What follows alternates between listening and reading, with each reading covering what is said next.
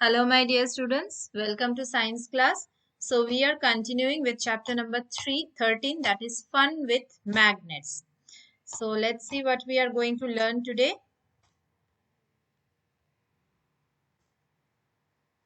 Today we will be learning about the properties of magnet. Okay, like in our last class we had learned about the poles of the magnet, about discovery of magnets and what are the magnetic materials and non-magnetic materials. So today we will be discussing about the properties of magnet, and under that basically two things come.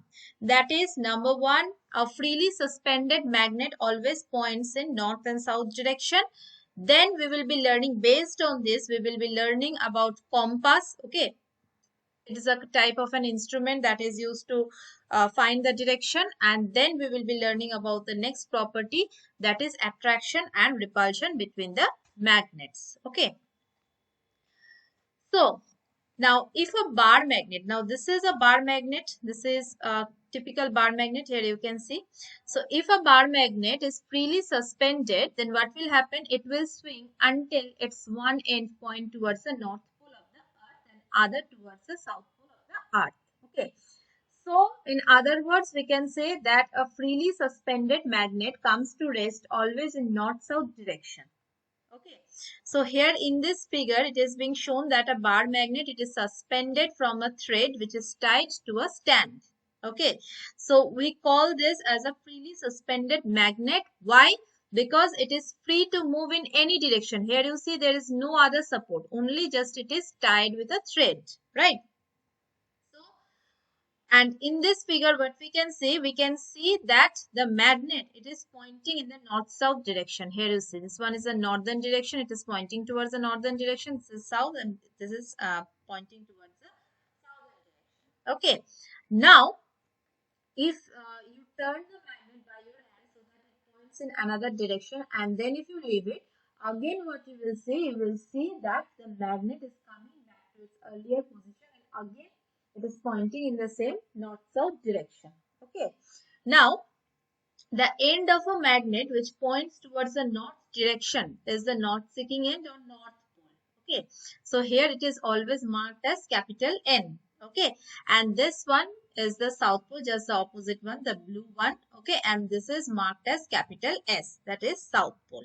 Okay, now if a wooden scale, then a plastic scale, iron bar, copper plate, or an aluminium rod, they are freely suspended by using a thread, then they do not always come to rest pointing along the same direction. Okay, it is the only freely suspended magnet, okay, which always comes to rest along with the same direction even after being disturbed again and again. Okay. Now, before we study how to find direction by using a freely suspended magnet, we should know about the various direction of the earth. Okay, what are the four major direction of the earth? North, south, east and west. Okay, now these are denoted by, here you can see, capital N, capital S, capital E and capital W. Okay, now we can have four more direction, that is what? That is northeast, here you can see, then northwest, NW. Okay, then southeast, this is SE, and this one is what? This one is the southwest direction. Okay, so, and you know that sun always it rises in the morning from the east direction. Okay, so if we stand facing the morning sun rising from the east direction with our both arms extended on the sides, then your left arm, okay, will be pointing towards the north, and the right arm will point towards the south. Okay, and this fact, it was used in olden days to mark the north pointing end of the natural magnet so that the direction can be found even when the sun was not there. That means during the night time. Okay, now, we will be learning about compass. Now, the property of a freely suspended magnet to align itself always along the north and south of the earth, it is used to find direction at unknown places. Okay, so for centuries, okay, the travelers on land and sea have been using this property of magnet to find direction. Okay, in olden days, the traveler to far off places, they used to carry natural magnet. Okay, that is the strip of magnetite and a thread with them. They used to find the direction along with their pending the natural magnet and thread, because when they are traveling through ocean, okay, everywhere it is water and water. Okay, they were unable to find the direction during night time. During daytime they can use to find us because along with the position of the sun, but at night time it was very difficult for them to find the direction. Okay, now later on, when artificial magnets were available, then an instrument called compass, this is compass, okay, were developed by scientists to find the direction more conveniently. Okay, so in a compass the magnet is not suspended from a thread.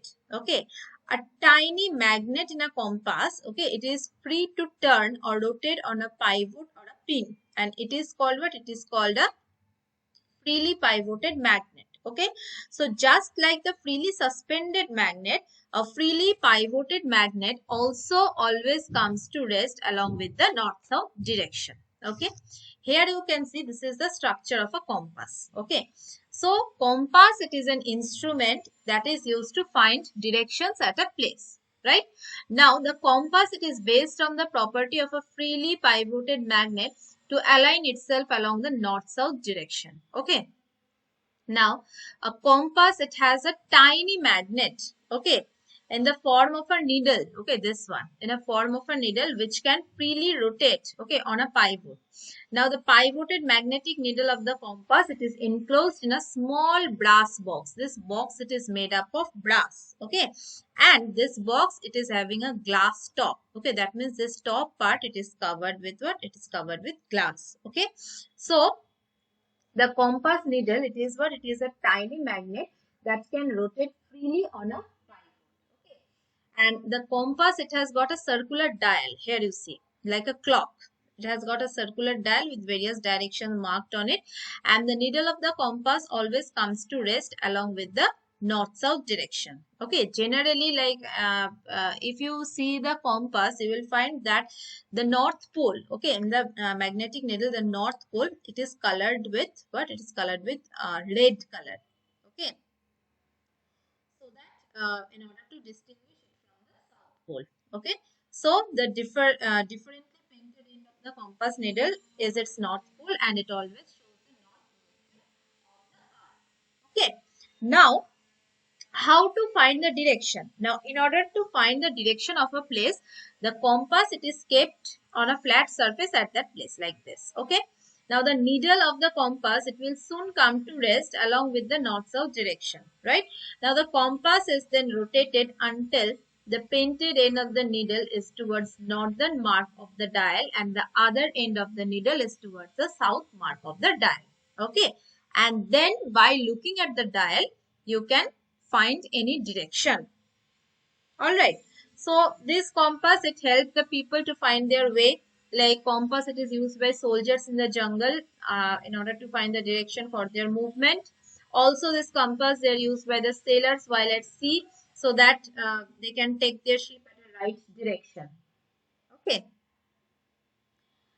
now like you can ask that why a freely suspended magnet always points in the same direction, that is north and south. Actually, what happens, like in the last slide, I have discussed about that. Let me show you once. Here you see our Earth. Okay, it also shows magnetism. Okay, the Earth behaves as if a giant bar magnet is buried at the center.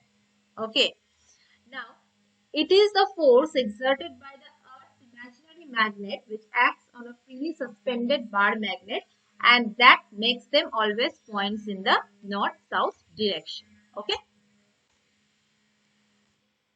Now, next we will be learning about the next property, that is attraction and repulsion between the magnets. Okay. Now, if you hold one bar magnet in our left hand and another similar bar magnet in our right hand and bring the end of the magnet close to one another, then what will happen? Our hand, it will feel the force of attraction or repulsion acting between the poles of the magnet which are facing each other. So, a magnet can attract another magnet. Also, a magnet can repel another magnet. Now, whether a magnet will attract or repel another magnet, it depends on which poles of the magnet they are facing together. Now, here you see this picture. When we place two magnets in such a way that the north pole of one magnet, here you see north pole of one magnet is facing the north pole of other magnet, then what will happen? They will repel. They will not attract each other. Here you see the arrow, position of the arrow. That means this shows the repulsion. That means they will push away with each other. Okay. Now, similarly like this, if you face south pole and south pole together, same thing will happen. Again, the repulsion will be there. That means pushing away. Okay. Now, if we try to place two bar magnets of exactly equal size, one above another in such a way that their north pole are on the same side, they will also push away each other. Because like pole, always remember like pole, they repel. Unlike pole, they attract. Okay. Now, if you place two magnets near each other in such a way that north pole of the magnet is facing the south pole or the south pole of the magnet is facing north pole of another magnet, okay, then they will attract each other. That means they will come near to each other. Okay. So since north pole and south pole are unlike poles, so we can say that unlike poles attract each other. Okay. Here you see opposite poles they attract and same poles they repel. Okay. Now this is actually what? This is actually the compass. Okay. We have already studied that the needle of the compass, it always aligns itself along the same direction. That is north and south direction. Now the question comes like, what will happen if a magnet is brought near the compass? Okay. Now we know that the needle of the compass itself is a tiny magnet. This one. This is the needle of the compass. This is a painted in. That means this is the north pole. Okay. So it is itself a magnet. Okay. Now, when another magnet is brought near the compass, here you see this is another bar magnet, it is brought near the compass, then this magnet, it will attract or repel the magnetic needle of the compass, due to which what will happen, the compass needle, it will be disturbed from its usual north and south direction. Here you see, it can be disturbed. Here you see, since the south pole is facing, so north pole it will try to attract. Here you see, since the north pole is facing to this compass, so here you see, the painted end, that is north pole, it is pushing away. That means it is repelling. Okay. Now, here comes a problem, that is a bar magnet has no marking. Okay, suppose a bar magnet has no marking to indicate its pole. How will you find out near which end is the north pole located? Okay. So, you can take what? You can take another bar magnet, okay, whose poles are marked as what? North and south. Now, if you bring the north pole end of the bar magnet near both ends of the bar magnet turn by turn, then what will happen? Here you see, this is repelling. North pole and north pole, this is repelling. But if you bring a south pole, then what will happen? It will attract. Okay. And thus, it can be found. Okay. So that's all for today. In our next class, we will be learning how to make your own magnet. Okay. Till then, thank you everyone.